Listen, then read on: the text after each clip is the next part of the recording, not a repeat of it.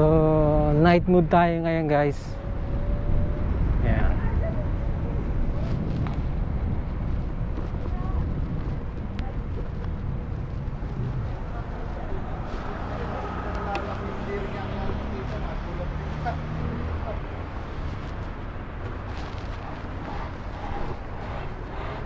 Cutting half.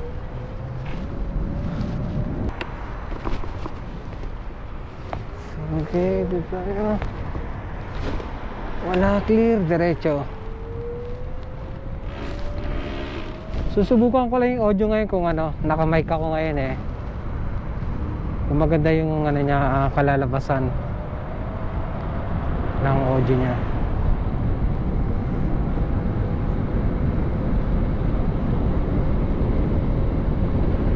Napakalamig na ngayon, grabe.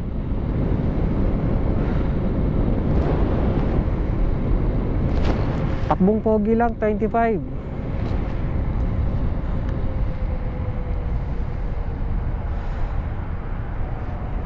Yeah.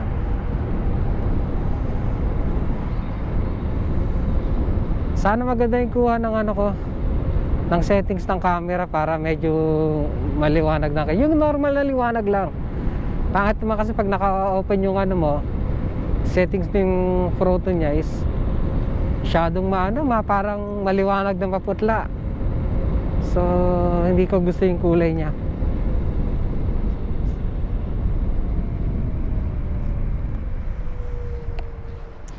Kita nyo guys, yung Sheraton buildings na yon, doon tayo pupunta. Ayan. Ayan, lalakbayin natin ngayon. Yun pala, sa Mall of Emirates. Tapos ayan.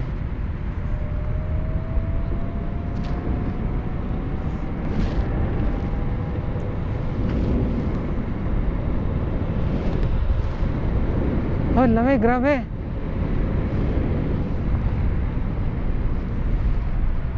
Check right. Clear, let's go.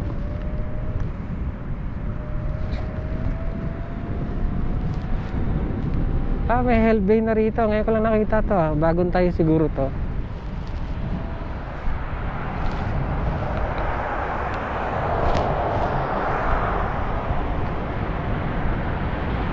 So kailangan lagi tayo naka-vest, reflector, helmet.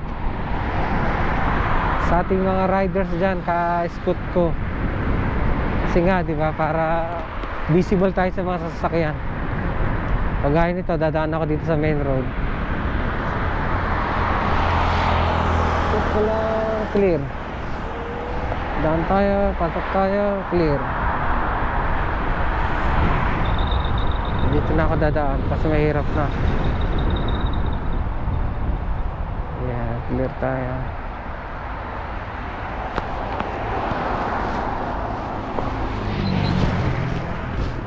Yeah.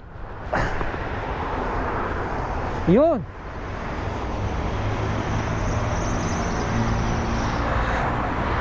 So ito yung sinasabi ko, bagong miras to. Gagawin parang shopping mall to, pasyalan. Tapos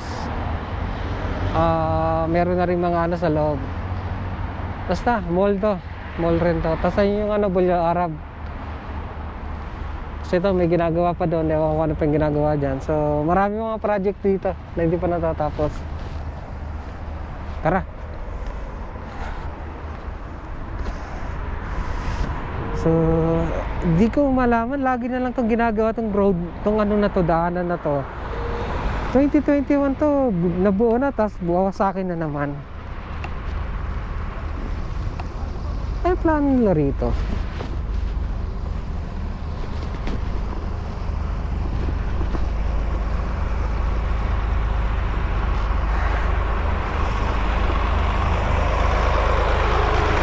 First, ano na ginagawa nila? Ambulansya yung ambulansya. Guys, diretso yan sila eh.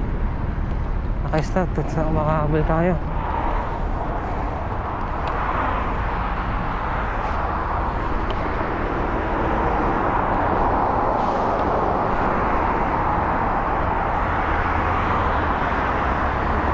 So, doon road na yan, papuntang Jumeirah yon.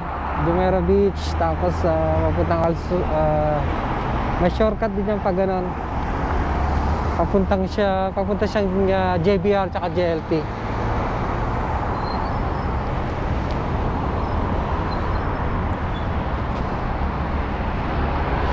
Naplatan ako. Nabot ng gulong ko. Okay, matigas. Nabutasan.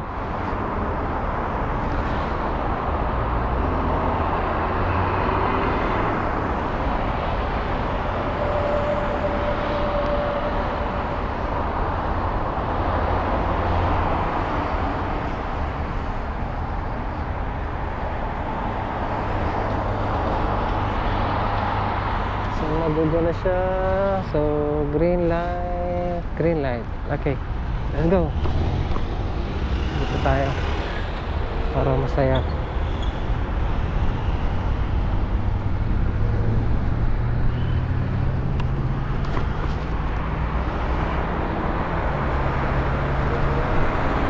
Nalitan sa sakay niya. Masyadong ang baba naman yung ano ni kabayan. Pido na. May kasi mga ina-upgrade nilang mga electric bike, yung Pido. So maganda talaga siya i-modified. Kagaya ng nakasalubong ko kanina. So masarap siya i-modified. Kaso nga lang gagastos ka talaga.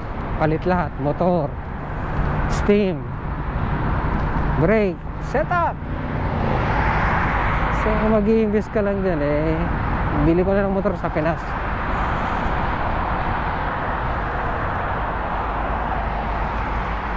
So ito yung dati merong mga booth dito mga butik. Giniba, ewan ko ng plano ngayon ng government dito. Dito tayo ngayon sa Police Academy. Ito yung Police Academy. Ito yung Police Academy Yan. Police Academy.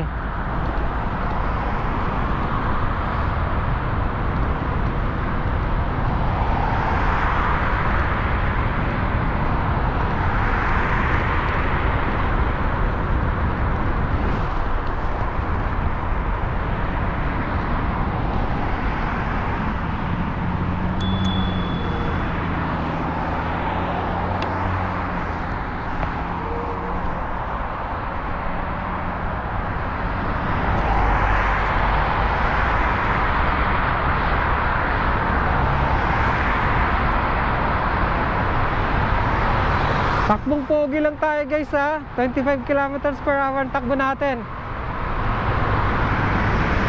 Hindi ko kasi in-upgrade yung nito Hindi ako nag-up ng speed. Kasi nasisira yung niya. Tsaka okay na to.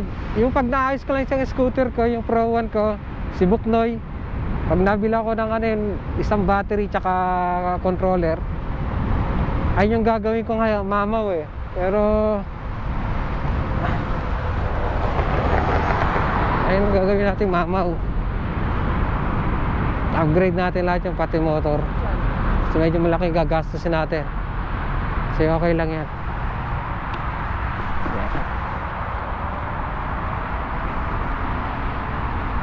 So may rent scooter dito, dalawa. Iniwan ng mga nag-rent. Hindi na kinayang ganun yung range niya.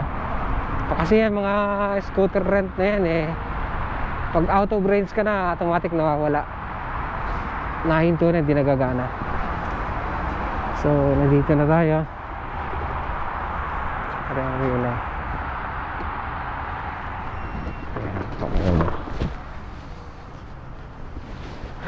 Lip tayo, lip.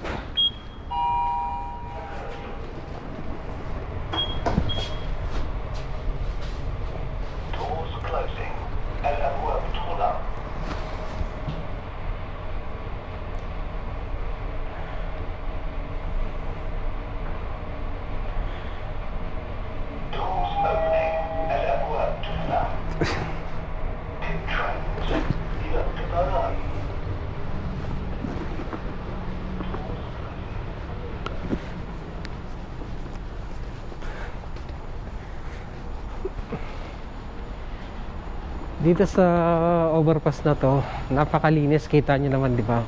walang tambay, walang vendors na nagbebenta. So ganun talaga si Dubai. Tsaka riyan na naka-aircon talaga, easy talaga, 24 hours talaga siya gumagana.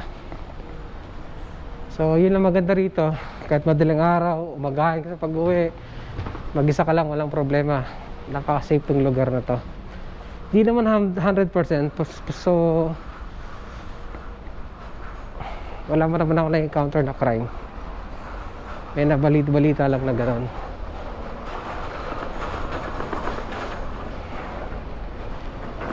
Diba? Tapos may wakator pa rito. Wakator nga ba matawag dito? So pataas kasi escalator, tapos lift.